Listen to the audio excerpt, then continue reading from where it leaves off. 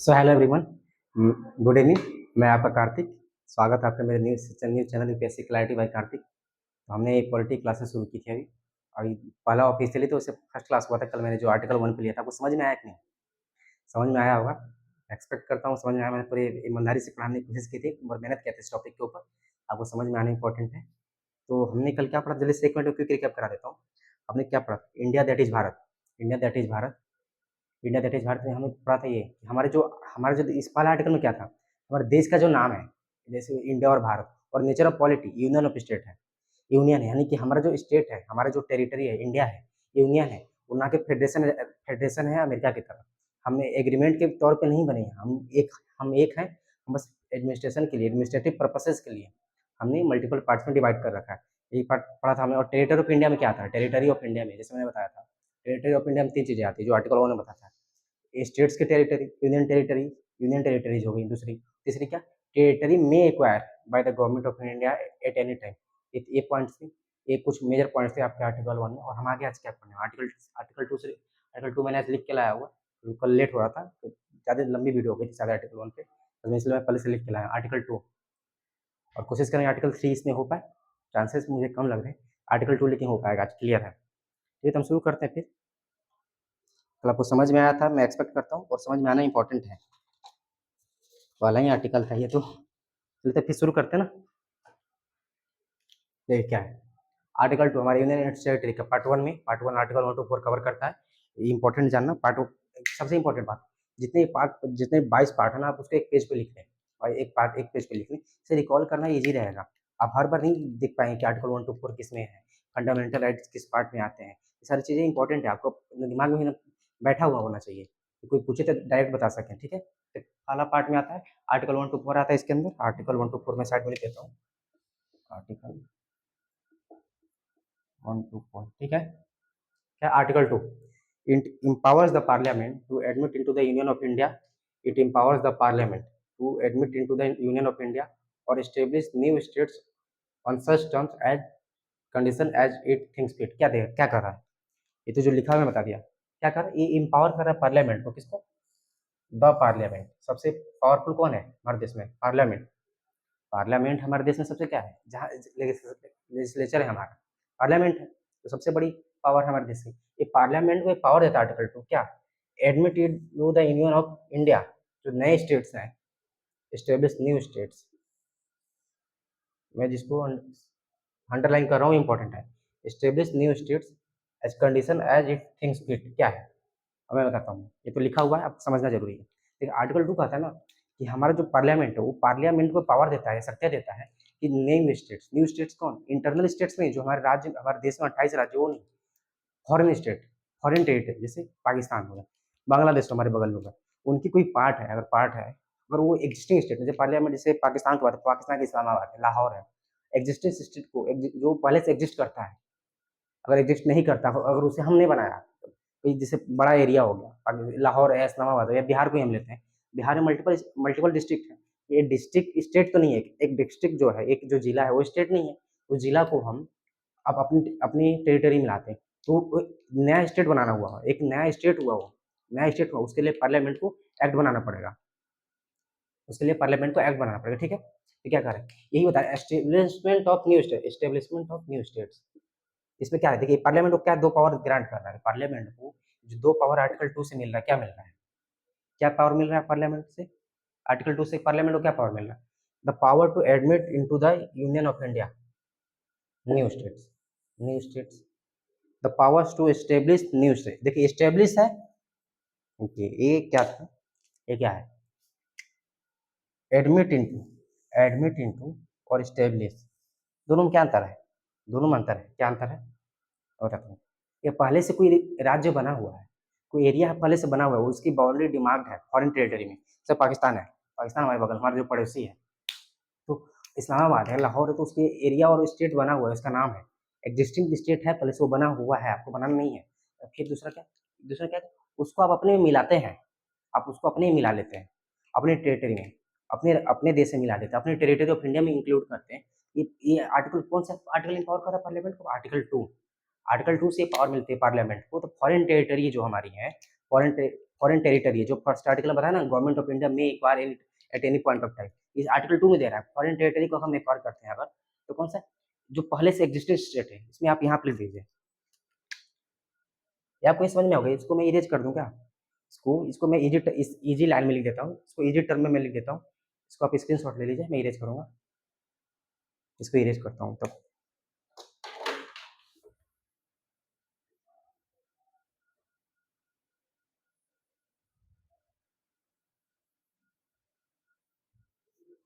ये जो पावर है ना पार्लियामेंट की, दो पावर, मैं इसको इजी वे में लिखता हूँ ऊपर, फिर मैं उसको आपको एक्सप्लेन करता हूँ, ठीक है। आपको समझ आया, the power to admit into the union of India new state, the power to establish new state, ठीक है, दोनों में अंतर है, काफी अंतर है, मैं लिखूंगा इजी टर्म में तो आपको समझ में आ रहा है। इसलिए जो आर्टिकल है ना, बड़ा अजीब तरह से लिखे हुए होते हैं, इसको दूसरे तो इंडियन कॉन्स्टिट्यूशन को बोलते हैं लॉयर्स पैराडाइज, तो जो जो हमारे संविधान सभा में, कॉन्स्टिट्यूशन असेंबली में मैक्सिमम लोग लॉयर ही थे, वकील थे, वो इंग्लैंड से पढ़ के आए हुए हैं, कोई कोलंबिया से पढ़ के आया हुआ है, तो मैक्सिमम लोग वकील ही थे, तो उन्हें बहुत बल्कि इसीलिए तो कॉन्स्टिट्यूशन हमारा हो गया है, सारे लॉयर्स ही वहाँ बैठे हुए थे, इसलिए लॉयर्स पैराडाइज बोलते हैं, लॉयर्स पैराडाइज, ठीक है। वकीलों के लिए ही ईजी है ये समझना, हमें तो इसका बस कॉन्टेक्स्ट जानना है, जो इजी वे में हम क्या बोलेंगे उसको। ये पहला जो पॉइंट है उसमें क्या लिखा है, it refers to the, it refers to the admission of states,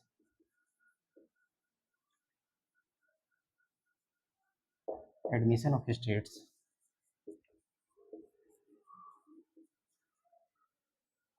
which are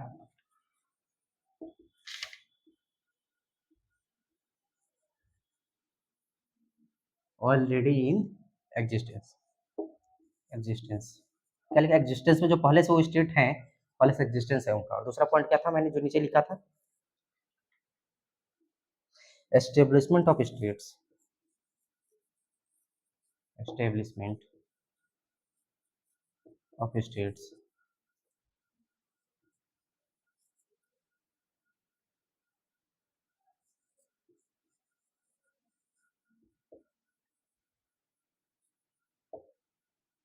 which were not in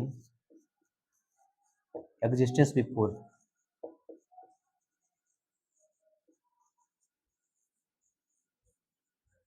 article 2 ये दो चीजें कर रहा है, आर्टिकल 2 से पार्लियामेंट को दो पावर मिल रही है, कौन सी power, already in existence, already, already in existence, और क्या है, नॉट इन एग्जिस्टेंस बिफोर, क्या है देखिए बताते हैं। आर्टिकल 2 हमारा है ना, पार्लियामेंट को ये एम्पावर करता है, पावर देता है कि आप न्यू स्टेट जो है, जो एग्जिस्टेंस में पहले से ही है, तो पाकिस्तान कोई एरिया है या बांग्लादेश का कोई एरिया है, भूटान का कोई एरिया है, और जो पहले से एग्जिस्टेंस है उसका, पहले से एग्जिस्ट, देखिए लैंड बाउंड्री है ना या टेरिटरी है, जरूरी नहीं आपके आपके लैंड बाउंड्री से सटा हुआ ही होना चाहिए या कनेक्टेड ही होना चाहिए, जैसे हमारा लक्षद्वीप है, लक्षद्वीप हमारे बगल में तो नहीं है, दूर है, दूर है, मालदीव से जस्ट ऊपर है, ये हमारा अंडमान, ये क्या बोलते हैं, इंदिरा पॉइंट जो हमारा पार्ट था, southern most point Indira point था, वो तो अब तो ये सबमर्ज्ड हो चुका है, वो सबमर्ज्ड हो चुका है, लेकिन दूर भी हो सकता है, अगर कोई इंग्लैंड में भी कोई पार्ट है, अगर इंग्लैंड में भी अगर कोई पार्ट हो, वहाँ की पार्लियामेंट, वहाँ या वहाँ वहाँ की गवर्नमेंट, वहाँ गवर्नमेंट हमें लीज पे देती है, एग्रीमेंट के तहत वो देती है, एग्रीमेंट के तौर पे देती है, तो हमारा हमारा जो टेरिटरी ना वो इंग्लैंड में भी कुछ पार्ट हो सकता है, जैसे एम्बेसी होती है, हर देश की एम्बेसी दूसरे देश में जैसे होती है, जैसे होती है, जो हमारे देश के पार्ट होता है, हमारा देश का पार्ट है, उसी तरह तो अगर कोई देश चाहे या पार्लियामेंट चाहे, हमारे हमारे जो इंडियन गवर्नमेंट है वो चाहे, या ये क्या बोलते हैं उसको, यूएस में भी अपना एक लैंड हो सकता है, एग्रीमेंट की तरह, एग्रीमेंट के तहत अगर यूएस गवर्नमेंट हमें लीज पे देती है या एग्रीमेंट या ट्रीटी कोई होती है, उसके अकॉर्डिंग भी मिल सकता है हमारे, हमको लैंड, एग्जिस्टेंस है पहले से उसका, तो पहले से उसकी एग्जिस्टेंस है ना, यही सेम चीज़ है। और क्या दूसरा क्या, नॉट इन एग्जिस्टेंस बिफोर, जैसे कोई एरिया है, जैसे कोई एरिया है, पाकिस्तान का ही मैं एरिया लेता हूँ, जो पड़ोसी हमारा समझ में आएगा आपको, हाँ जस्ट बगल का एरिया, नॉर्थ वेस्ट में जो आता है, वो छोटा सा कोई पार्ट है, छोटा सा कोई पार्ट है, हम उसे अपने में एडमिट करते हैं, अपने में मिलाते हैं, वो पहले से एग्जिस्टेंस एज ए स्टेट नहीं है, स्टेट की तरह वो पहले से एग्जिस्ट नहीं करता है, कोई एरिया पहले से स्टेट की तरह एग्जिस्ट नहीं करता, लेकिन हम फिर भी उसे अपने स्टेट में, अपने टेरिटरी में मिलाते हैं, तो क्या है, टेरिटरी में मिलाते हैं, तो उससे क्या होगा, हमारे देश का पार्ट बनेगा, ठीक है। इसके लिए ये जो पावर है पार्लियामेंट में, ये जो पार्लियामेंट की पावर है, कहाँ से आती है, आर्टिकल 2 से आती है, समझ में आ गया ये, ये समझ में आना इंपॉर्टेंट है। ये कंप्लीट होता है आपका ये आर्टिकल। आर्टिकल 2 का इतना ही है, ये समझ में आना इंपॉर्टेंट है। इसमें 2 पॉइंट बस याद रखिए, आपको इसमें 2 पॉइंट याद रखना है, बहुत सारी बातें इसको आपको याद नहीं रखनी, बस 2 पॉइंट। जो हम पार्लियामेंट में 2 चीज़ें पावर करती हैं, एम्पावर करती है, जो ऑलरेडी एग्जिस्टेंस में जो स्टेट है, आपके जो क्वेश्चंस आएंगे प्रीलिम्स में ही बनने के पॉइंट है, इसमें प्रीलिम्स में ही क्वेश्चन आ सकते हैं इससे, कि जो पहले से ऑलरेडी एग्जिस्टेंस में स्टेट है, और दूसरा प्रोविजन क्या है इसमें, अगर न्यू स्टेट जो हम स्टेब्लिश करते हैं, न्यू स्टेट्स जो हम स्टेब्लिश करते हैं, ये 2 पॉइंट है, अब इसको याद रखिए, आर्टिकल बस यहीं खत्म होता है, ठीक है। समझ में आना इंपॉर्टेंट, बहुत ज़्यादा आपको बहुत ज़्यादा नहीं याद रखना, बस ये 2 पॉइंट याद रख लीजिए, ऑलरेडी इन एग्जिस्टेंस स्टेट और नॉट इन एग्जिस्टेंस बिफोर, बस ये 2 पॉइंट। अब इसका स्क्रीनशॉट ले लीजिए। कभी इरेज करते हैं इसको, आर्टिकल 3 में बढ़ते हैं फिर। समझ में आया ना, समझ में आना इंपॉर्टेंट है। इरेज करते हैं इसको, थर्ड आर्टिकल की तरफ बढ़ते हैं आगे।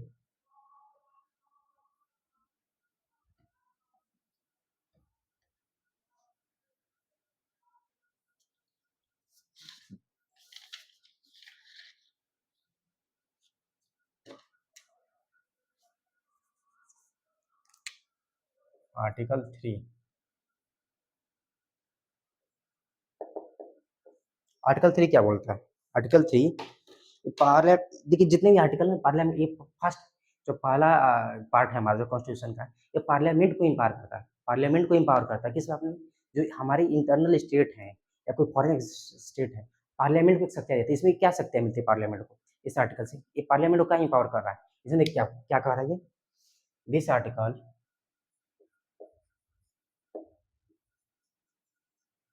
This article authorizes authorizes the parliament to, ये आर्टिकल इंपॉर्टेंट है, पार्लियामेंट टू व्हाट, इसको मैं साइड में लिख देता हूँ, इंटरनल रिसप्लिंग, बाद में आपको समझाता हूँ ये इंटरनल रिसप्लिंग क्या होता है। इंटरनल रिसप्लिंग आर्टिकल 3 में ऐसे लिख लीजिए, इंटरनल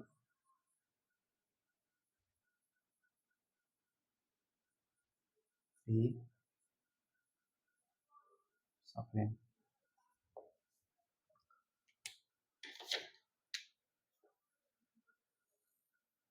इंटरनल, ये आर्टिकल जो है आर्टिकल 3 ना, बस ये एक टर्म याद रख लीजिए, इंटरनल रिसप्लिंग, इंटरनल रिसप्लिंग, इंटरनल रिसप्लिंग मतलब क्या, जो हमारी बाउंड्री है, जो हमारा इंडिया है, इंडिया के अंदर 28 स्टेट्स है, कभी 29 भी हुआ करती थी, अभी 8 यूनियन टेरिटरी है, पहले 7 हुआ करती थी, क्या हुआ है, ये क्या हुआ है, पार्लियामेंट की पावर है, पार्लियामेंट को ये पावर है ना, वो मल्टीपल स्टेट्स में बांट सकता है, कोई कोई स्टेट है, बिहार है, उत्तराखंड है, या अरुणाचल प्रदेश, उसको मल्टीपल स्टेट्स में तोड़ सकता है, या उसकी बाउंड्री बढ़ा सकता है, किसी स्टेट की बाउंड्री अगर एक्स है, उसको उसको 2x भी कर सकता है।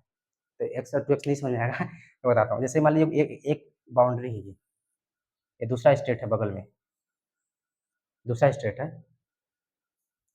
इसको हटाते हैं, एक सर्कल बनाते हैं, एक बाउंड्री है,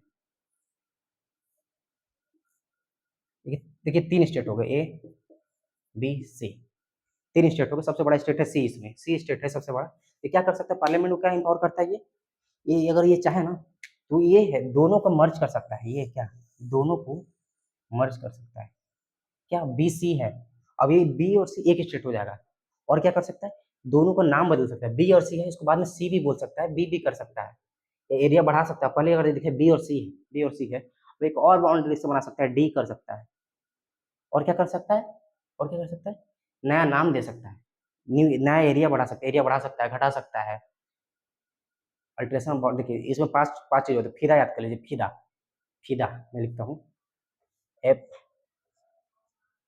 आई डी ए ए, तो 5 इसमें प्रोविजंस आएंगे, प्रोविजन आप इसको बस एक बात याद रख लीजिए, ये प्रोविजन आपको इजिली स्टार्ट याद हो जाएगा, इसको ये जो एक्रोनीम है ना, ये इसी इजिली याद हो जाएगा,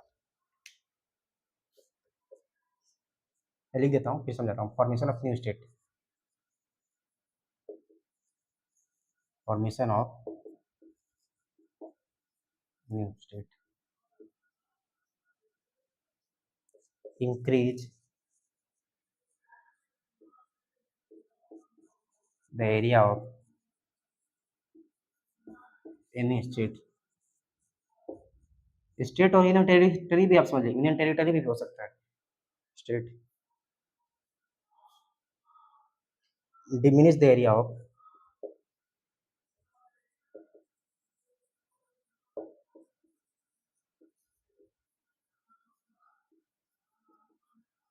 any state।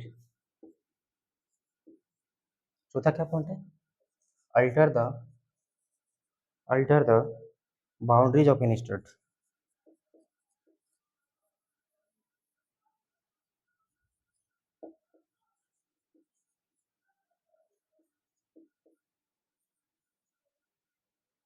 अल्टर द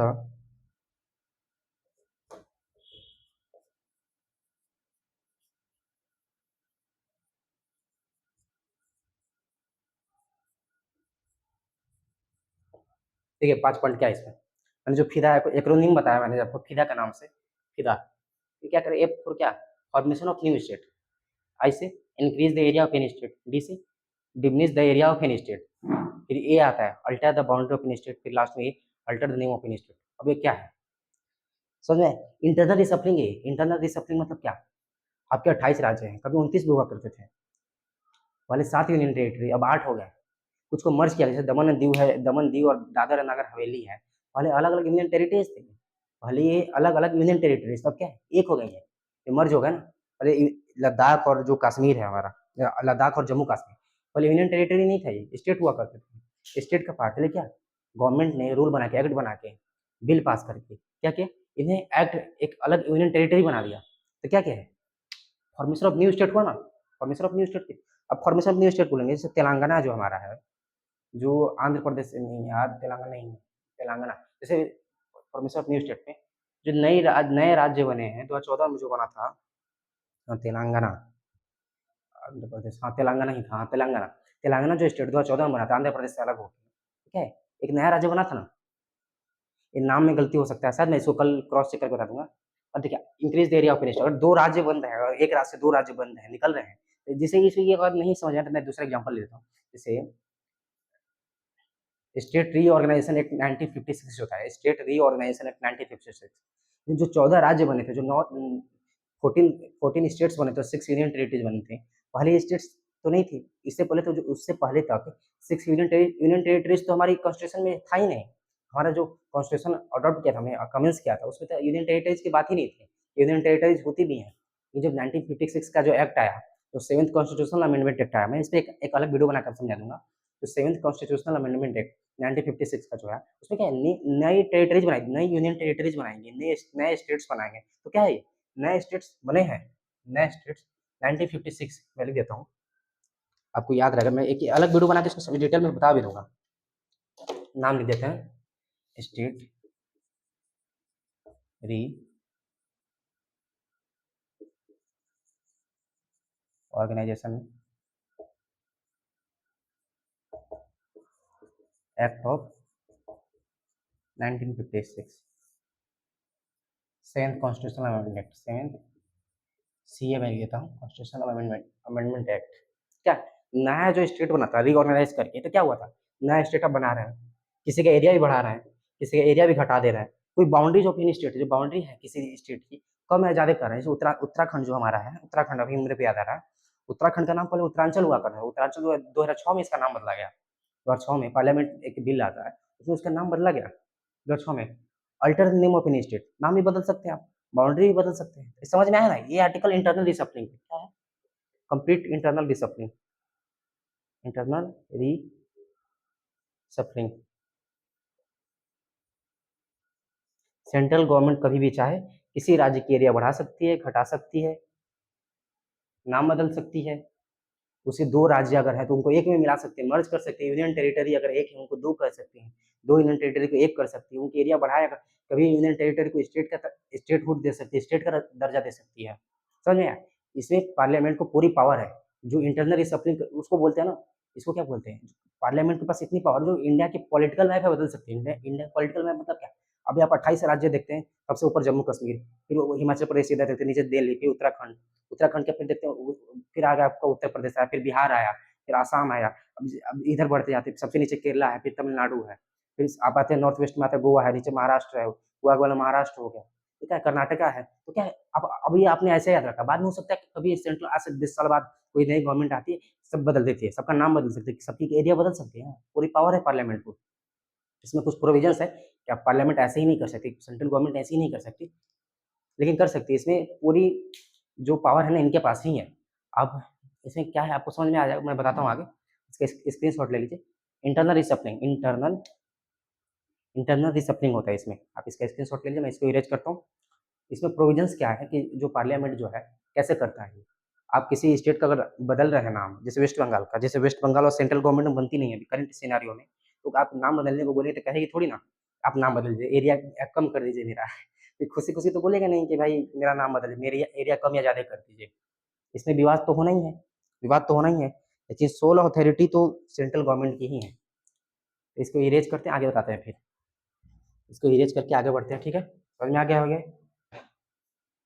चलिए ठीक, फिर आप याद कर लीजिएगा एक्रोनिम। मेरा नहीं, मैंने भी कहीं से देखा था इसको, मैं बता रहा हूँ फिर। फिदा,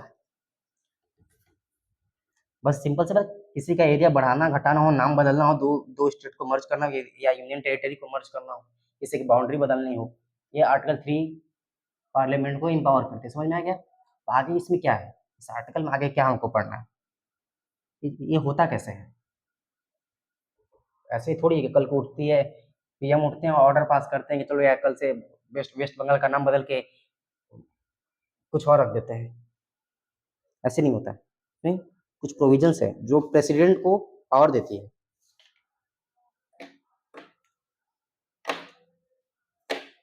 to conditions for doing so, जो अभी प्रोविजंस 5 बताया ना मैंने, 2 कंडीशंस है इसमें, 2 condition to doing so.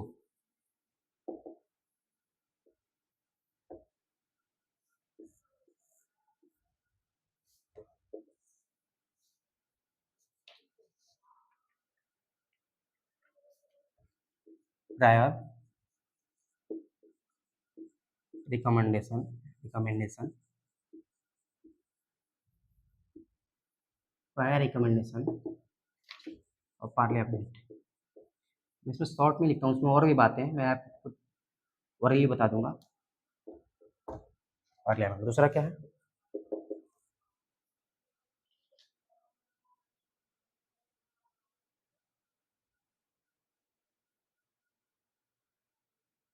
President has to refer to concern state.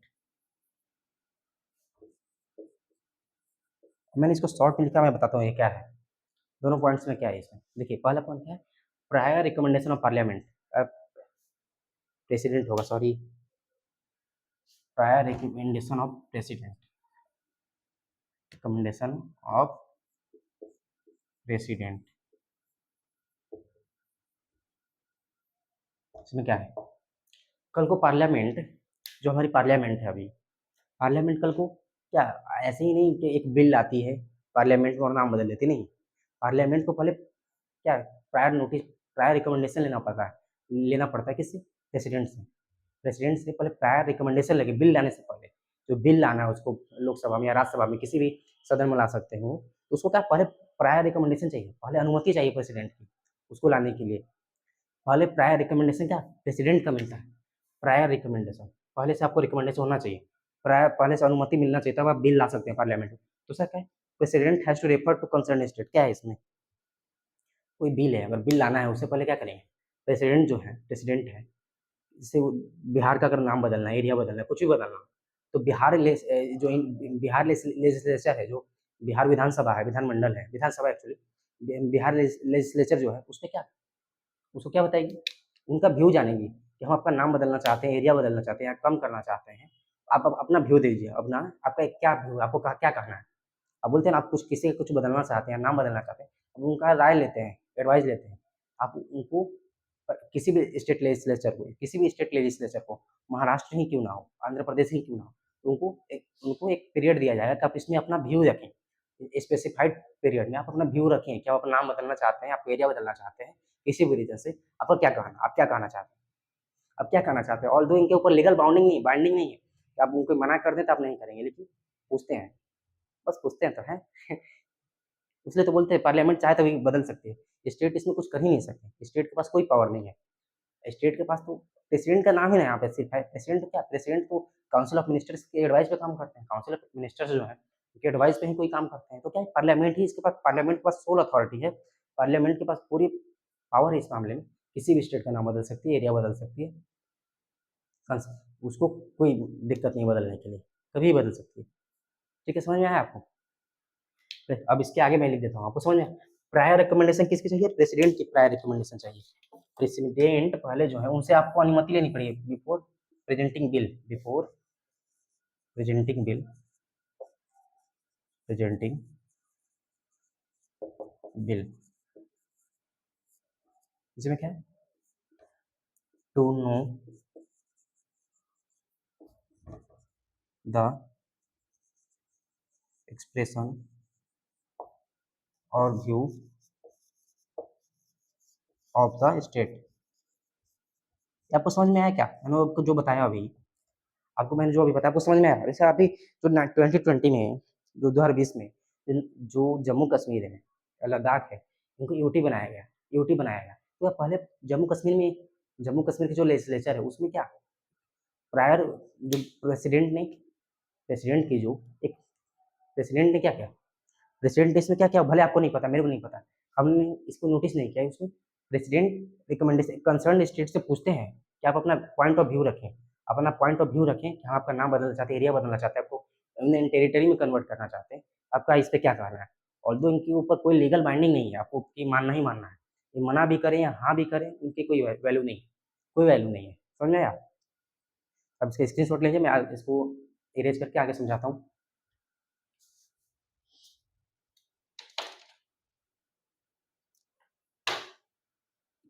Erase करते हैं, फिर समझ में आया होगा। पार्लियामेंट कभी भी हमारे देश के पॉलिटिकल मैप को बदल सकती है, कभी भी बदल सकती है, बस सिंपल मेजोरिटी चाहिए। किसी भी स्टेट गवर्नमेंट के पास जाता है प्रेसिडेंट की, प्रेसिडेंट कंसर्न स्टेट से पूछते हैं क्या भाई आपका नाम बदलना चाहते हैं, आप क्या बोलते हैं, ना भी बोले फिर भी वो बदल देंगे, उनकी स्पेसिफाइड टाइम पीरियड मिलता है, फिर वो होता है ना, पूछता है, पूछ देते हैं ऐसे, वो क्या बोलते हैं, आपकी आखिरी इच्छा क्या है, मरना ही है तो पूछ ही लें क्या करना है, पूरा करें या ना करें आपकी मर्जी, बस पूछ लेते हैं क्या करें। The president is, the president is not bound, not bound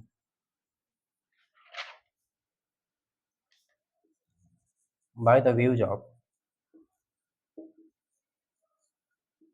by the views of state state legislature, state legislature,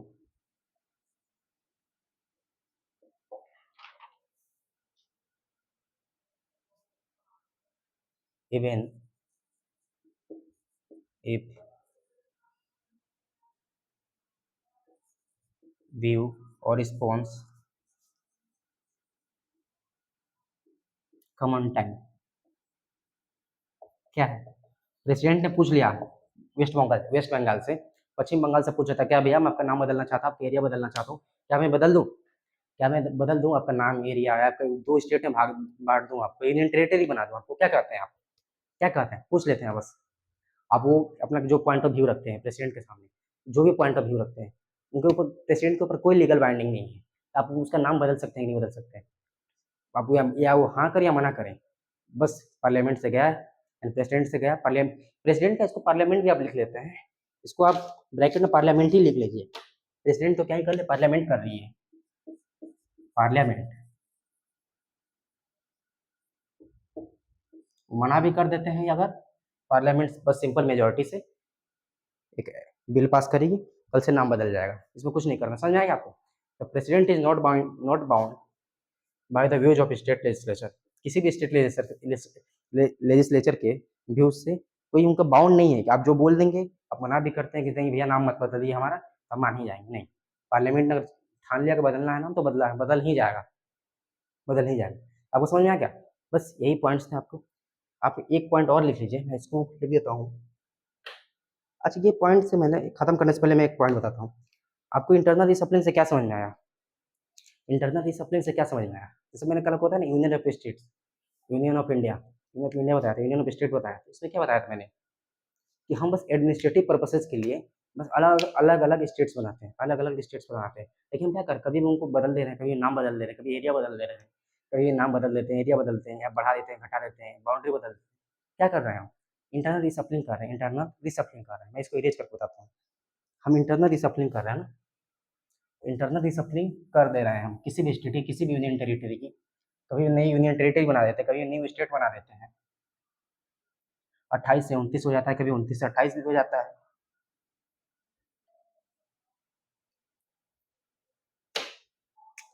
मैं एक लाइन लिखता हूँ, an indestructible structible union of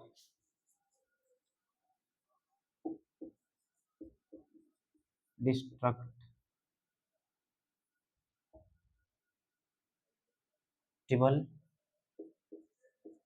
states. ये क्या कहा है? जो हमारा देश है ना, जो हमारा देश है इंडिया और भारत, जो भी बोले आप, वो यूनियन के तौर पे अनडिस्ट्रक्टिबल है, उसको आप नहीं तोड़ सकते। जो इंडिया की बाउंड्री है वो तो उतना ही रहना है, जो है तो है, आज भी रहेगी, 100 साल बाद भी रहेगी। लेकिन क्या आप उसको, डिस्ट्रक्टिबल स्टेट है ये, डिस्ट्रक्टिबल स्टेट। यही, और अमेरिका में और हमारे देश में यही अंतर है। जो वहाँ एग्रीमेंट है, वहाँ की जो यूनियन है, वहाँ की जो फेडरेशन है, एग्रीमेंट का पार्ट है। एग्रीमेंट से जो स्टेट्स आए, जो 50 स्टेट्स है अभी अमेरिका के, एग्रीमेंट साइन किया उन्होंने सेंटर के साथ कि नहीं, हमारे यही लैंड एरिया रहने वाली है, हमारी बाउंड्री रहने वाली है, हम अब ना आप इसकी एरिया घटा सकते हैं ना बढ़ा सकते हैं। तो ये उनके पास पावर है। लेकिन हमारे देश में क्या है, हमारा यूनियन अनडिस्ट्रक्टिबल है, उससे आप नहीं तोड़ सकते, अखंड है। अखंड भारत की बात बोलते हैं हम। हमारा जो देश है वो अखंड है, आप उसको अंदर से भले ही तोड़ लें, किसी 28 राज्य के पास 40 राज्य कर दें, एडमिनिस्ट्रेटिव कन्वीनियंस के लिए आप उसको 28 से 40 राज्य में बना दें, या उसको 28 से 15 भी कर दें, लेकिन आप सेंटर के साथ कुछ नहीं कर सकते। जो इंडिया की बाउंड्री, इंडिया की बाउंड्री रहनी ही रहनी है, भले ही उसको तोड़ दें, अब मल्टीपल स्टेट्स बना दें, मल्टीपल यूनियन टेरिटरी बना दें, इसलिए बोलते हैं an indestructible union of destructible state. समझ में आया? तो मैं अच्छे से लिख देता हूँ, एन, अच्छे राइटिंग है, मेरी राइटिंग थोड़ी सी खराब है बोर्ड पे। ओवरऑल मेरी राइटिंग तो ठीक है, बोर्ड पे पहले से इंप्रूव हो गई वैसे। An indestructible destructible union of destructible state. ये इंपॉर्टेंट है, हमारे देश की पॉलिटी है, हमारे देश की यही यूएसपी है। हम भले ही अंदर से कितना भी टूट जाए, टूटने का मतलब पॉलिटिकली वीक ना हो जाए, हमारे देश की इंटीग्रिटी बनी रहनी चाहिए। हम मल्टीपल अपना एडमिनिस्ट्रेटिव कन्वीनियंस के लिए भले ही 28 से 40 राज्य कल को कर दें, कल को 100 राज्य भी कर दें, या घटा के 10 पे भी ला दें, लेकिन क्या, हमारा जो देश है ना वो अखंड है। ओवरऑल यूनियन जो है अनडिस्ट्रक्टिबल है, उसे नहीं तो अखंड है, वो नहीं तोड़ सकते। लेकिन जो हमारे राज्य है उसको आप घटा बढ़ा कभी नाम बदल से कुछ भी कर सकते हैं। समझ में क्या? इसलिए बोलते हैं कि पार्लियामेंट कैन, इसलिए इसके वजह से ही ना, इसकी वजह से क्या बोलते हैं, parliament can, parliament can, parliament can redraw the political map of India, political map of India. मैं इसको ब्रैकेट लिखता हूँ, इंटरनल रिसप्लिंग। आप बाहर से नहीं बदल सकते हैं, बाहर की जो बाउंड्री वही रहने वाली है, इंटरनल रिसप्लिंग।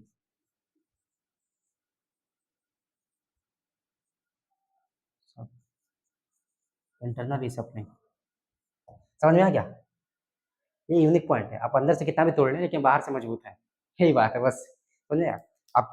अभी आपको मैं दोनों आर्टिकल, आर्टिकल 2, आर्टिकल 3, आप एक वर्ड में क्या लिख सकते हैं, आप इसको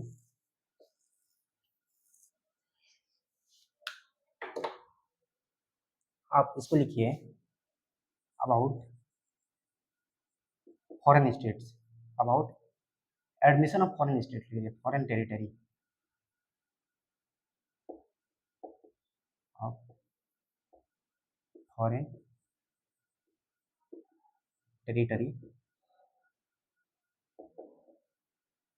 और इसको क्या लिखा है, इंटरनल रिसप्लिंग। क्या है, दोनों में काफी अंतर है। इंटरनल रिसप्लिंग हम बस अपनी सहूलियत के लिए बदल रहे हैं उसको, इंटरनल रिसप्लिंग हम बस एडमिनिस्ट्रेटिव पर्पसेज के लिए हम बदल सकते हैं, घटा सकते हैं। ये पॉइंट आप याद रखिए बस। आर्टिकल 2 में ये, आर्टिकल 3 में बस क्या, about admission of foreign territory, नए स्टेट्स को, नई फॉरेन टेरिटरी की जो लैंड है आपको इंडिया में एडमिशन करना है, एस्टेब्लिशमेंट करना है, जो बड़े से एग्जिस्टेंस में है या नहीं है, उसके बारे में आर्टिकल 2 बात करता है। आर्टिकल 3 क्या बात करता है, इंटरनल डिसिप्लिन के बारे में बात करना। बस यही 2 पॉइंट है आर्टिकल 2 और 3 में, बस याद है। आर्टिकल 3 क्या, फिदा से याद करिए, फिदा। और दूसरा अपनी स्टेट आई से increment of area, increment of state area की, जो स्टेट की बाउंड्री है घटा सकते हैं, फिर alter the boundary of state या नाम बदल सकते हैं। ये बस 5 पॉइंट है आर्टिकल 3 में। आपको समझ में आएगा, मैं एक्सपेक्ट करता हूँ आपको समझ में आया हो। आपको समझ में आना इंपॉर्टेंट है। बाकी आप इसको कल रिवाइज कर लीजिएगा। कल आर्टिकल 4 एक लास्ट वीडियो होने वाले है, उसके बाद मैं सोच रहा हूँ state reorganisation act, state reorganisation act of 1956 जो 7th कॉन्स्टिट्यूशनल अमेंडमेंट हुआ था हमारा, तो 7वां संविधान सभा में, संविधान में जो बदलाव है, हिंदी में क्या बोलते हैं उसको, हिंदी मुझे नहीं आता कॉन्स्टिट्यूशनल अमेंडमेंट जो है, कॉन्स्टिट्यूशनल अमेंडमेंट जो 7वां हमारा है, उसके बारे में हम एक अलग से वीडियो बना दूंगा। आपको समझ में आ गया, समझ में आना इंपॉर्टेंट है। बाकी स्वस्थ रहिए, मस्त रहिए। तब तक मिलते हैं कल, चलिए तब तक के लिए ओके बाय।